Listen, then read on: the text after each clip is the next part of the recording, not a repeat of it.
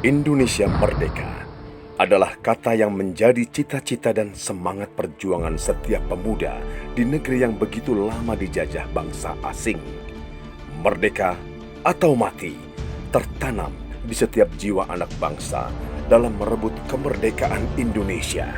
Sebelum abad ke-20, perjuangan rakyat Indonesia masih bersifat lokal atau kedaerahan, sehingga sangat mudah dipatahkan oleh Belanda.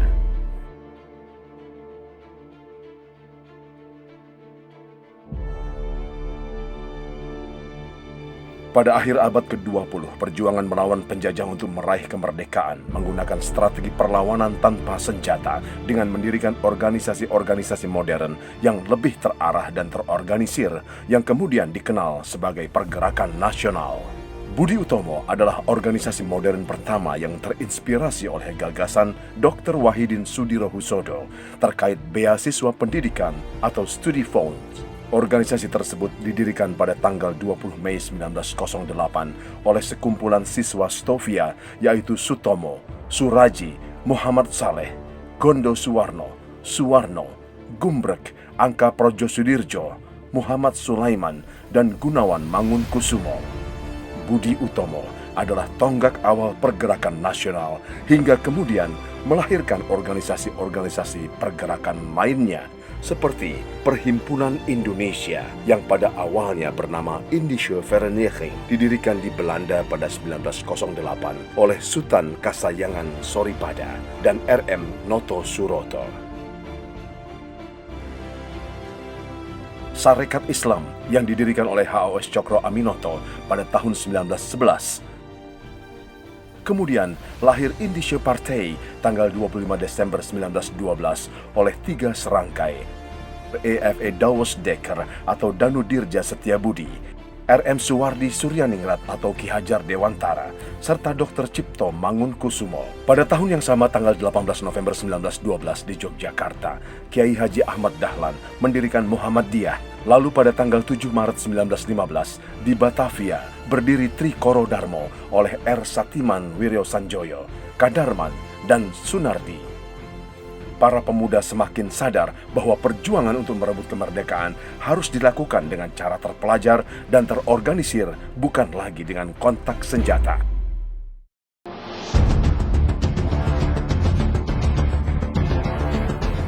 Pergerakan secara nasional terus berlanjut.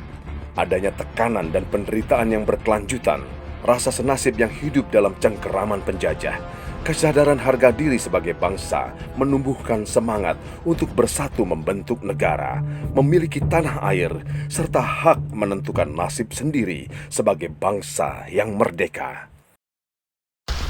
Munculnya organisasi berbasiskan pendidikan dan agama seperti Taman Siswa pada tahun 1922, lalu Nahdlatul Ulama dan pemufakatan perhimpunan-perhimpunan politik kebangsaan Indonesia semakin menambah kekuatan para pemuda baik secara politis maupun sosial budaya.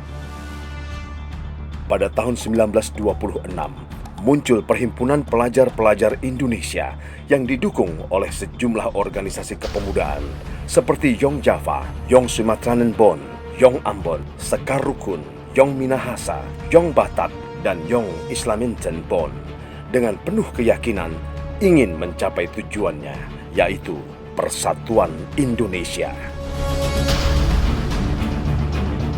Hingga pada tanggal 28 Oktober 1928, pemuda bersatu mengikrarkan Sumpah Pemuda.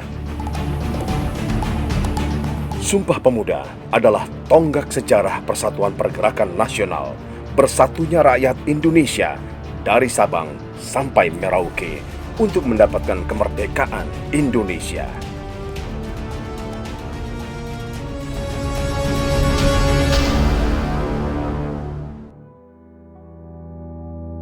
Masa-masa sejak Sumpah Pemuda diikrarkan bukanlah menjadi masa-masa yang ringan.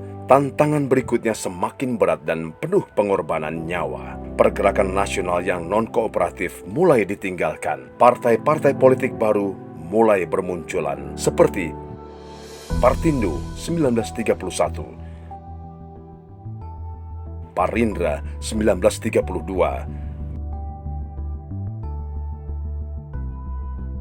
dan Gerindo 1937.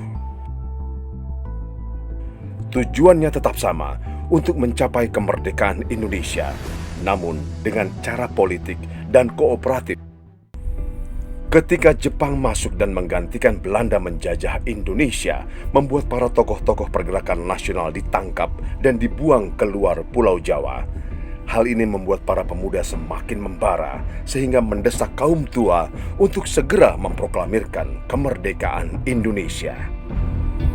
Peristiwa Rengas Dengklok merupakan peristiwa penting di mana para pemuda melihat satu kesempatan untuk memproklamirkan kemerdekaan Indonesia setelah mengetahui Jepang menyerah kepada tentara sekutu dalam Perang Dunia Kedua.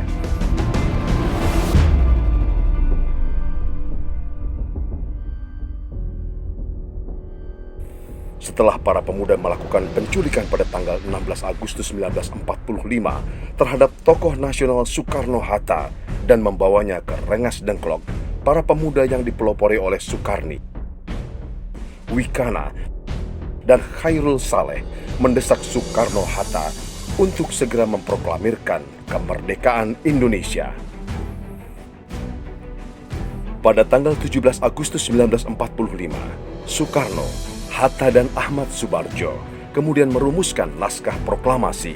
Lalu, naskah proklamasi itu diketik oleh Sayuti Melik. Dan pada jam 10 pagi, di Jalan Pegangsaan Timur nomor 56 Jakarta, naskah proklamasi Indonesia dibacakan. Proklamasi kami, bangsa Indonesia, dengan ini menyatakan kemerdekaan Indonesia.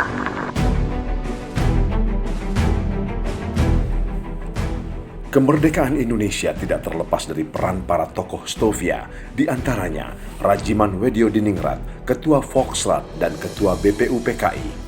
Ki Hajar Dewantara menjadi Menteri Pengajaran, Pendidikan dan Kebudayaan pertama. Muhammad Amir menjadi Menteri Negara. Sukiman Wiryosanjoyo menjadi Menteri Dalam Negeri dan anggota delegasi konferensi Meja Bundar di Den Haag. Buntaran Martoatmojo menjadi anggota KNIP dan Menteri Kesehatan. Abdul Rahman Saleh, pendiri Radio Republik Indonesia.